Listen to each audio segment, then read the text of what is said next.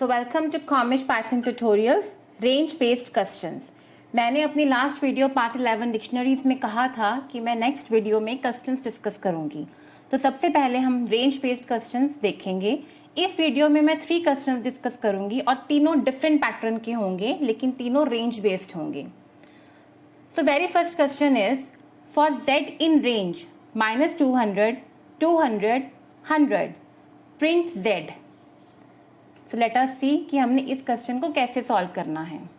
सबसे पहले हमने ये देखना है कि हमें क्या गिवन है और हमसे क्या पूछा है, और जितना गिवन है उसमें से हम क्या क्या निकाल सकते हैं। ठीक है, तो सबसे पहले हम ये देखेंगे कि हमारे पास जो रेंज है उसमें जो तीनों पैरामीटर्स हैं वो किस टाइप के हैं, -200, 200 एंड 100।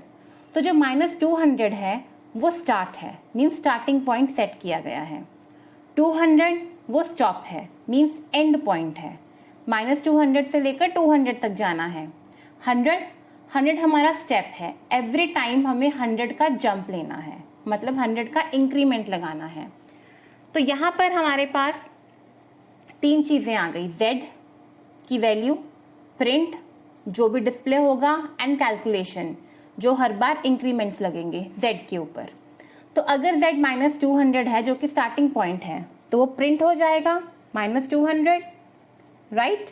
और कैलकुलेशन में 100 का jump means -200 + 100 which is equal to -100। अब z की वैल्यू हमारे पास -100 है, तो प्रिंट भी क्या होगा -100 और फिर से 100 का jump means -100 + 100 which is equal to 0। अब z की वैल्यू क्या बन गई, 0, तो 0 ही प्रिंट होगा। और कैलकुलेशन 0 + 100 का जंप लग गया which is equal to 100। Now z is 100, so print 100, फिर से 100 इंक्रीमेंट, 100 + 100 200। अब 200 आ गया हमारा stop, means and point, this is the end. और ये भी एक्सक्लूडेड रहेगा, इंक्लूडेड नहीं रहेगा, मतलब डिस्प्ले नहीं होगा।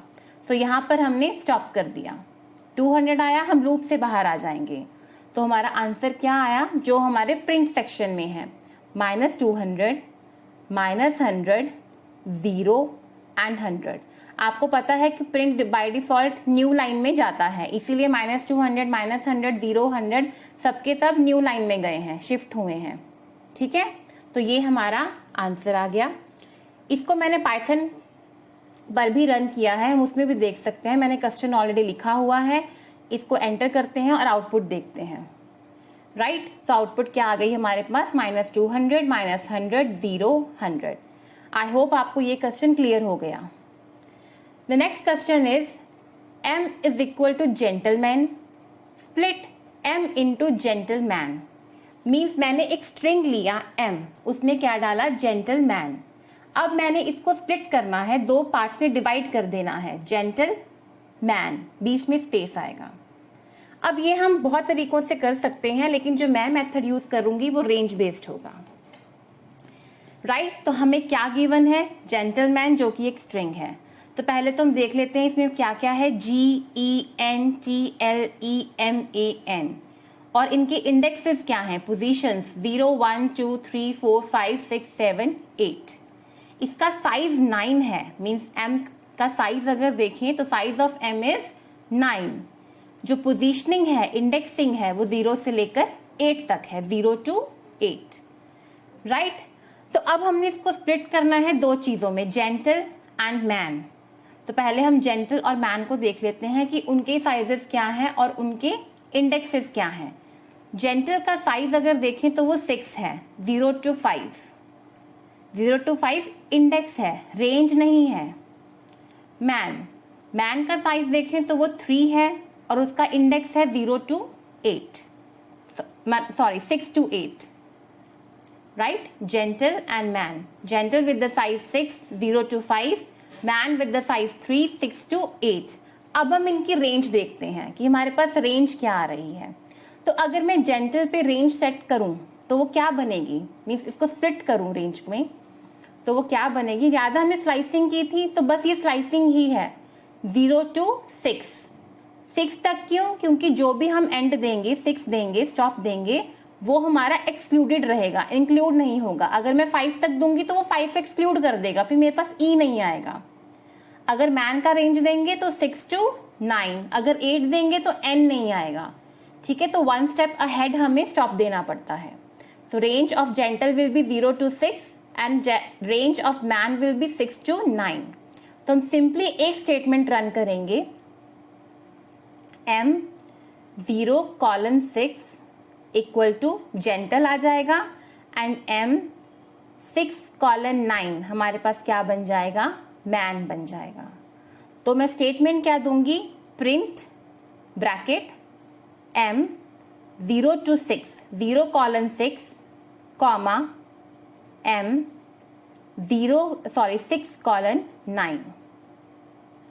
और इस स्टेटमेंट को जब हम रन करेंगे तो हमारे पास एज एन आउटपुट क्या आएगा, जेंटल स्पेस मैन। ये स्लाइसिंग हो गई और 2 पार्ट्स में डिवाइड हो जाएगा। So let us see, M equal to gentleman. अब मैं यही स्टेटमेंट यहां पे रन करूंगी। So I write print bracket M0:6 comma M6:9 bracket close, enter. So the answer is gentleman. तो ऐसे हम किसी भी स्टेटमेंट को या किसी भी वर्ड को 3, 4, 5, 7 जितने मर्जी पार्ट्स में डिवाइड कर सकते हैं by simply slicing the string. और वो स्लाइसिंग कैसे करनी है, हमने रेंज सिलेक्शन से। And the last is question number 3। तो थर्ड क्वेश्चन है, numbers is equal to 9, 18, 27, 36 for num in numbers colon for n in range 1, num modulus 8, print n, hash and space and then again print। अब basically यहाँ पे nested for है, for के अंदर for. तो जो हमारे पास नंबर्स है ये एक लिस्ट है, राइट। हमने स्टेटमेंट दी for num in numbers, means जो नम है वो पहले 9 हो जाएगा, फिर 18 हो जाएगा, फिर 27 हो जाएगा, फिर 36 हो जाएगा। ये पूरी लूप ऐसे ही चलेगी। उसके अंदर हमने एक और लूप लगाई फॉर n इन रेंज, और जो n की रेंज है वो डिपेंड करती है नम पे। मीन्स अगर नम 9 होगा तो 9 मॉडुलस 8 रेंज चेंज हो जाएगी, मतलब n चेंज हो जाएगा। जब 18 होगा तो 18 मॉडुलस 8 नम चेंज होगा तो n चेंज होगा। मीन्स n की वैल्यू नम पे डिपेंडेंट है और नम हर बार चेंज होगा। Similarly 27 modulus 8, 36 modulus 8। तो जो भी यहां से रेंज आएगी उसके accordingly we will print n, hash, end. और n हमारा यहां से इवेलुएट होगा जो भी इसमें आएगा।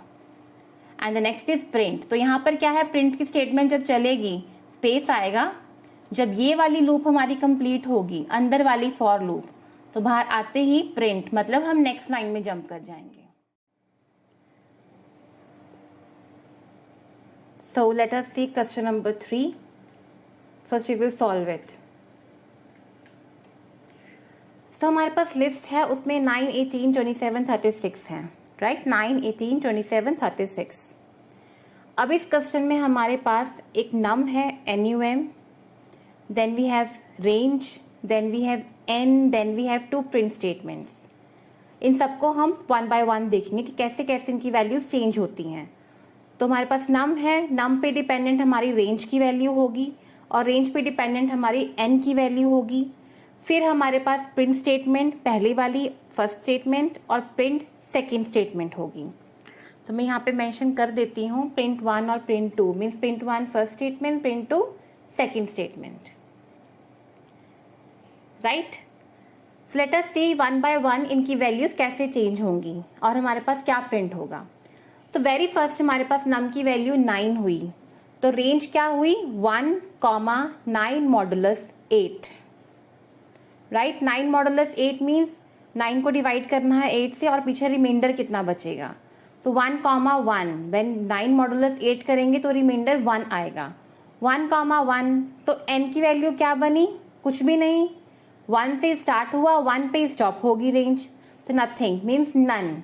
हमारी एन की कोई वैल्यू नहीं आई, तो ना कोई प्रिंट स्टेटमेंट फर्स्ट से आई, ना प्रिंट स्टेटमेंट सेकंड से आया, हमारी प्रिंट स्टेटमेंट चली ही नहीं। हमारा नम इंक्रीमेंट हुआ, जब नम इंक्रीमेंट हुआ तो हमारे पास आया 18, राइट। 1, 18 मॉडुलस 8। जब 18 मॉडुलस 8 हुआ तो 1, 2, तो n की वैल्यू क्या बन गई 1 से स्टार्ट होकर 2 तक जाना है तो 1 हो गई। तो प्रिंट क्या हुआ हमारे पास n और साथ में हैश, मीन्स 1 हैश स्पेस, और फिर प्रिंट स्टेटमेंट चली न्यू लाइन। हम चाहें तो प्रिंट स्टेटमेंट न्यू लाइन वाली पहले भी चल सकती है, पर उससे कोई फर्क नहीं पड़ेगा क्योंकि आंसर में हमारे पास वो शो ही नहीं होगी। फिर आया 27, 1, 27 मॉडुलस 8, 1, 3, ठीक है। तो 3, 1, 3, तो n की वैल्यूज क्या बन गई 1 और 2। एक बार 1 वैल्यू आई और एक बार 2 वैल्यू आई, 1 से स्टार्ट होकर 3 तक। सो 1 हैश स्पेस 2 हैश, राइट। और फिर हमारे पास नेक्स्ट स्टेटमेंट जो प्रिंट की है वो है न्यू लाइन। हम नेक्स्ट लाइन में मूव कर जाएंगे। सिमिलरली फिर से नम इंक्रीमेंट हुआ और 36 आ गया। नाउ रेंज 1, 36 मॉडुलस 8, सो 1, 4। सो रेंज सिलेक्शन बना 1, 4, तो n की वैल्यू क्या आई 1, देन 2 एंड देन 3, 1, 2, 3। पहले 1 आएगी, फिर 2 आएगी, फिर 3। तो 1 आई तो 1 हैश, 2 आई तो 2 हैश एंड 3 आई तो 3 हैश, और फिर न्यू लाइन। इसी के साथ हमारी लिस्ट कंप्लीट हो गई। लिस्ट कंप्लीट हुई तो हम लूप से बाहर आ गए। तो हमारे पास जो भी प्रिंट स्टेटमेंट 1 में है या 2 में है वो हमारे पास एज इट इज आउटपुट में आ जाएगा। 1 hash new line, 1 hash 2 hash new line, 1 hash 2 hash 3 hash new line. तो ये हमारा आंसर बन गया हमारे इस क्वेश्चन का, ठीक है। तो ये पाइथन में मैंने ये क्वेश्चन लिखा था, इसको सेव किया था। Let us run this question now, ठीक है। तो हमारे पास आंसर क्या आ रहा है 1 hash 1 hash 2 hash 1 hash 2 hash 3 hash, right. तो उसमें ध्यान रखना कि जो फर्स्ट वाली वैल्यू थी 9, अगर हम न्यू लाइन चला भी देंगे तो उससे हमारे आंसर आउटपुट पे कोई फर्क नहीं पड़ने वाला, वो हमें यही दिखने वाली है, राइट। तो ये हमारा आंसर है। इसी के साथ हमारा ये वीडियो कंप्लीट हुआ। हमने 3 क्वेश्चंस डिस्कस किए हैं, इस बार रेंज बेस्ड के। तो थैंक्स फॉर वॉचिंग, और नेक्स्ट वीडियो में मैं डिस्कस करूंगी loops, for loops, while loop, and I will also try to discuss if else if it is possible. तो let us see कि हम नेक्स्ट वीडियो इन्हीं लूप्स पर या if conditions पर ही बनाएंगे। So please like, share, comment and subscribe to Comish. For now, stay home, stay safe. I hope आपको कुछ आउटपुट्स और कुछ डिस्कशन समझ आई होंगी इसमें। So bye bye, we will meet in next video.